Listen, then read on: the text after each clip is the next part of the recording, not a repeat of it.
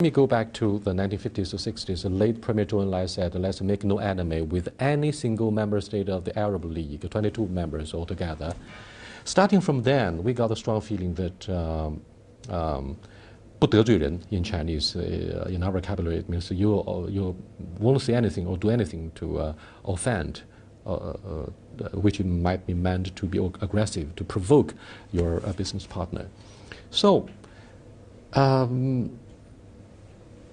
Secretary Clinton said before he retired from the State Department, quote, "You cannot take it both ways." She was talking about China. When necessary, you regard yourself as the permanent member of the UN Security Council. You need respect. On other occasions, you insist that you be treated as the biggest developing country. So you are maneuvering in between. You share the responsibility. That's obviously her understatement in criticizing China.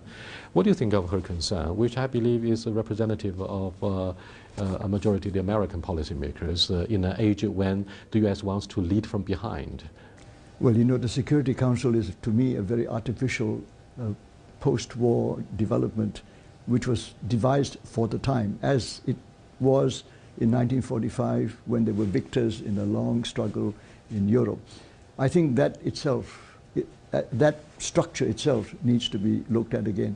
I don't believe it's a question of every member of the Security Council is exactly equal. They were never equal. Mm-hmm. And you think from the very beginning they were not equal. I mean, quite obviously, at that time, the Soviet Union of the day and the USSR and United States were very, very different in their ways of looking at things. So although they were members of the same Security Council, they never behaved the same anyway. So when it comes to China, at that time when China first joined, China was very weak. I mean, Republic of China, and for a long time, the PRC wasn't even a member of the Security Council. And joining the Security Council was really joining something that was already established with certain ways of doing things. But as a new member, you need time to adapt to it.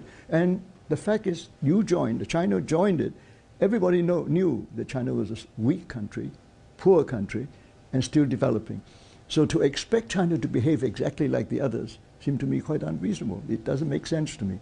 So it seems to me that the system itself, which was artificially created in 1945, does not mean that it will always work. It will have to be adjusted to the real needs of a new situation in the world today.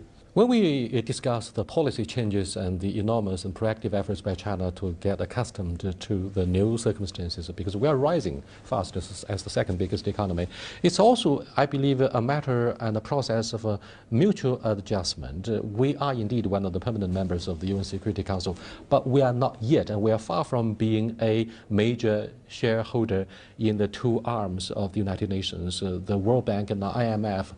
The U.S. in particular has been very reluctant to promote the voting powers of China given our economic dynamics. And we are, in fact, the biggest overseas creditor of the U.S., and yet they refuse to give our more leeway to China in the two multilateral economic bodies of the United Nations. So when they urge China to assume more responsibilities, they are very reluctant to ground the voting powers to China so that we can exercise the responsibility. What do you make of the catch-22 situation on the side of the U.S.? I think it's obvious that there's so many inequalities in the system at the moment, and people are all becoming more and more aware of that. As you know, the rest of the world is getting pretty unhappy with the present arrangements in the World Bank and the IMF, and there are many, many calls for revision of some of the arrangements within that. People are recognizing that some of the things that were set up a long time ago, certain practices that have been established a long time ago, may not be appropriate when the world is changing, the world economy itself is changing, the shape of the wealth of the world, the distribution of it is changing. So given the circumstances, they must be adapted. So it's not a question of whether it should or should not be. It is only a matter of time.